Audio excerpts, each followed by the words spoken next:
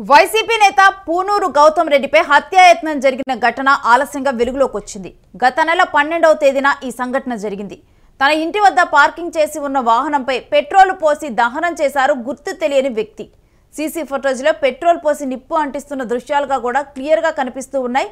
ఇక తరువాత కారుకు నిప్పు పెట్టిన అనంతరం కూడా ఆ ఆగంతకుడు అక్కడి నుంచి పారిపోయాడు. ఇక ఈ మేరకు ఈ విషయాన్ని పోలీసులకు ఫిర్యాదు చేశారు గౌతమ్ రెడ్డి. అయినా కానీ పోలీసులు పట్టించుకోలేదని కూడా చెప్పారు.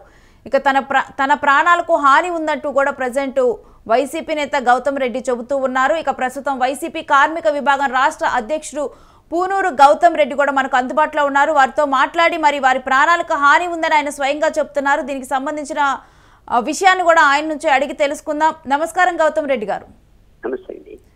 మీరు పోలీసులకు ఫిర్యాదు చేసినా కానీ పోలీసులు పట్టించుకోలేదని మీరు చెబుతూ ఉన్నారు. అసలు ఏం జరిగింది? పోలీస్కి అయితే ఇన్ఫర్మేషన్ పాస్ చేశానండి. అదైతే కనుక పట్టించుకోలేదు. అసలు ప్రభుత్వం వచ్చిన తర్వాత వెంటనే ఒకసారి రెక్కి నిర్వహించారు ఇంట్లోకి చొరబడటానికి. ఆ వీడియోస్ తో సహా కంప్లైంట్ కూడా చేయటం, కేసు కూడా కట్టారో కట్టలేదో కూడా నాకైతే ఐడియా లేదు. కట్టామనేది చెప్తున్నారు. దాని తర్వాత అర్ధరాత్రి పూట తలుపులు పగలగొట్టి కొంతమంది ఇంటి లోపలికి నేను లేనప్పుడు జొరబట్టడం జరిగింది. తర్వాత తెలిసింది పోలీసు వారు సివిల్ డ్రెస్సుల్లో, కొంతమంది పోలీస్ డ్రెస్సుల్లో కూడా వచ్చారు. దాని తర్వాత ఇది మూడో ఇన్సిడెంట్. ఇంటి దగ్గరికి నేను రెగ్యులర్ గా వచ్చేటువంటి వాహనాన్ని మీద చేయాలని అనుకుంటారు. ఆ వాహనంలో నేను టైంకి లేకపోయేప్పటికీ అది డీజిల్ కొట్టించడానికి వెళ్ళింది. Day time 10:30.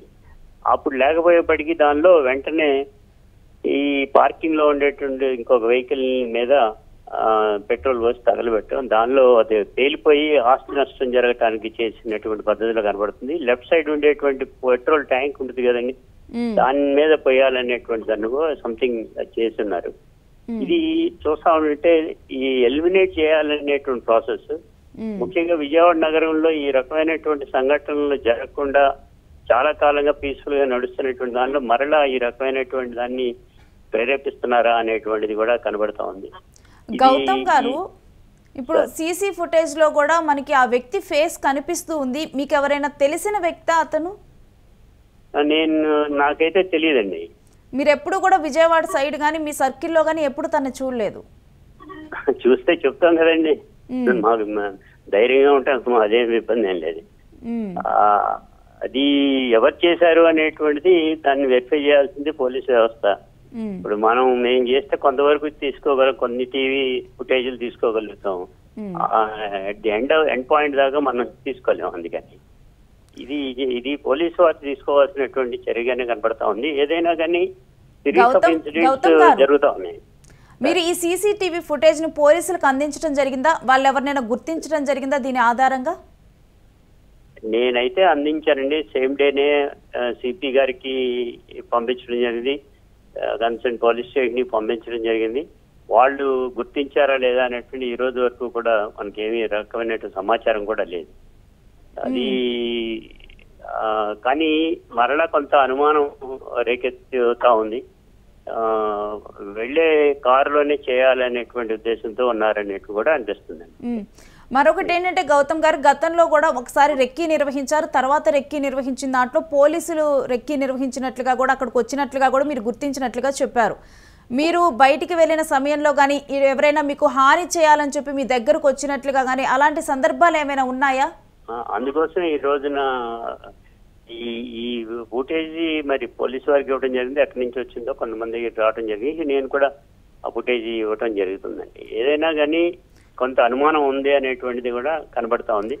యాక్చువల్ గా ప్రభుత్వం మారిన వెంటనే జరుగుతుంది. గతంలో కూడా అంతకుముందు 14-19 లో కూడా ఆ రకంగానే జరిగింది. 19 to 24 మళ్ళీ పీస్ఫుల్ గానే ఉంది. మళ్ళా ఈ రోజున మళ్ళీ ఈ రకంగా చేయటం అంటే కొంత అనుమానం జరుగుతా ఉందండి. కూడా ఈ ప్రభుత్వంలో చెప్పేటువంటి పెద్దలు కూడా చెప్తా ఉన్నారు, ఆస్తి నష్టాలు, ప్రాణ నష్టాలు, రౌడీజం చేయలేము అన్నట్టు. మరి ఇంత జరుగుతున్నా కానీ కూడా ఏ రకంగానే స్పందన అనేటువంటిది ప్రభుత్వం సైడ్ నుంచి కానీ పోలీస్ సైడ్ నుంచి కూడా లేదనేది అనిపిస్తా ఉందండి. అంటే గౌతమ్ గారు, మీకు అక్కడ ఉన్నటువంటి స్థానికంగా ఉన్న నేతల మీద కానీ ఇంకెవరి మీద అయినా కానీ మీకు ఎటువంటి అనుమానాలు ఉన్నాయా? చాలా పీస్ఫుల్ గా నడుస్తున్నటువంటి సందర్భంలో ఈ రకమైనటువంటి ఇన్సిడెంట్లు చేయటం అనేది కొంత ఇబ్బందికరమైనటువంటి వాతావరణాన్ని క్రియేట్ చేస్తుంది. ఈ విషయాన్ని ఇటు వైఎస్ఆర్సీపీ పార్టీ అధ్యక్షుడు జగన్ దృష్టికి తీసుకొని వెళ్ళటం జరిగిందా? వెళ్తున్నానండి ఇప్పుడు. ఇప్పటి వరకు తెలియచేయలేదు, ఇంకా ఈ విషయాన్ని తెలియచేయనున్నారు, జగన్ దృష్టికి తీసుకొని తెలియజేసామండి. కానీ ఇప్పుడు పూర్తిగా విజువల్స్ అన్ని కూడా ఇవ్వడానికి. మరి దీనికి సంబంధించి మీరు ప్రభుత్వాన్ని కానీ అధికారులను కానీ ఏమైనా భద్రత కోరటం కానీ ఏమైనా ఉండనుందా? నెక్స్ట్ మీరు తదుపరి చర్య ఏమనుకుంటున్నారు? వాళ్ళు చెప్పాలండి. ఇప్పుడు ఇంత జరుగుతున్నప్పుడు భద్రత కల్పించాల్సింది. నాకు గతంలో కూడా గన్మెన్లు ఉండేవాళ్ళండి ఈ రకమైన. అదే టీడీపీ గవర్నమెంట్ లోనే సుమారు 5-6 సంవత్సరాల పై చిలుకుంది. దాని తర్వాత ఒక 5-6 సంవత్సరాలు, ఆల్మోస్ట్ ఆల్ 20 సంవత్సరాలుగా ఉండేది. మళ్ళా ఎప్పుడైతే గన్మెన్ తీసేస్తున్నారో ఈ రకమైన ఇన్సిడెంట్లు ప్రివేల్ అవటం కూడా జరుగుతూ ఉంది. రక్షణ కల్పించాల్సినటువంటిది బాధ్యత ప్రభుత్వం మీద ఉంది. అదే విధంగా పోలీసు వ్యవస్థ పైన కూడా ఉందని కూడా నా భావన అండి. అంటే ఒకవైపు ఏమో ఆ వ్యక్తి మొహం ఇవన్నీ కూడా కనిపిస్తూ ఉన్నాయి, డీటెయిల్స్ అన్ని కూడా ఈజీగా కనిపిస్తున్నాయి, అయినప్పటికీ కూడా పోలీసుల నుంచి మీ దగ్గరికి ఎటువంటి సమాచారం మీరు లేదనేది కూడా ఒక ఆశ్చర్యకరంగా మారింది. చూస్తానికి పోలీసు లాగా కనబడుతున్నాడు కూడా అతను కూడా. మరి అది ఎవరు ఏంటనే మనం స్పష్టంగా చెప్పలేం కానీ అది ఎందుకు జరిగింది ఏంటి ఎట్లాగా అనేది కరెక్ట్ గా వాళ్ళు వెరిఫై చేస్తే కానీ దట్టు ఇది ఈ న్యూ వెహికల్ కొని కూడా 10 రోజులు అయింది, వెంటనే చేయటం జరిగింది. అయితే ఇప్పుడు మొత్తానికైతే మీ ప్రాణానికైతే హాని ఉందని అయితే మీరు చెప్తున్నారు. కంపల్సరీ, అవునండి. రైట్, వాళ్ళు ఏం బాధ్యత వహిస్తారు అనేది కూడా చూడాలి. రైట్, థ్యాంక్ యూ గౌతమ్ గారు యూటీవీతో స్పందించినందుకు. సో ఇక వైసీపీ కార్మిక విభాగం రాష్ట్ర అధ్యక్షుడు పూనూరు గౌతమ్ రెడ్డి గారు ప్రధానంగా కూడా ఆయన ప్రాణాలకు హాని ఉందంటూ కూడా ఆయన ఆరోపిస్తూ ఉన్నారు. ఈ విషయాన్ని పోలీసుల దృష్టికి తీసుకొని వెళ్ళాను, సీసీటీవీ ఫుటేజ్ని కూడా నేను పోలీసులకు ఇచ్చాను, అయినప్పటికీ కూడా పోలీసులు పట్టించుకోలేదు, అసలు ఎవరు ఈ విధంగా చేశారు అన్న విషయాన్ని కూడా పోలీసులు నాకు తెలుపలేదు అని చెప్పి కూడా చెప్తూ ఉన్నారు. ఈ కేసు మీద ఎటువంటి పురోగతితో కూడా నా దగ్గరకు సంప్రదించలేదు ఎవరు కూడా అని మాట్లాడుతున్నారు. ఇక ఈ విషయాన్ని వైఎస్ జగన్ దృష్టికి తీసుకొని వెళ్లేందుకు కూడా జగన్మోహన్ రెడ్డి దృష్టిలో ఉంచేందుకు కూడా తాను తదుపరి నెక్స్ట్ కూడా వెళ్ళనున్నట్లుగా తెలుస్తూ ఉంది. ఇక తన ప్రాణాలకు హాని ఉందని మరొక వైపు తను పలు అనుమానాలు కూడా, అంటే ముఖ్యంగా కూడా ఆ కారు తగలబెట్టిన వ్యక్తిని మనం చూసినా కానీ నాకు అంటే కొంత పోలీసులు నార్మల్గా కూడా కేవలం కాకి దుస్తుల్లోనే కాకుండా మామూలు దుస్తుల్లో కూడా తిరుగుతున్నారు, కొంచెం చూడటానికి కూడా ఒక రకంగా అయితే పోలీసులాగా కూడా అనిపిస్తున్నారు అని చెప్పి కూడా తను అంటూ ఉన్నారు.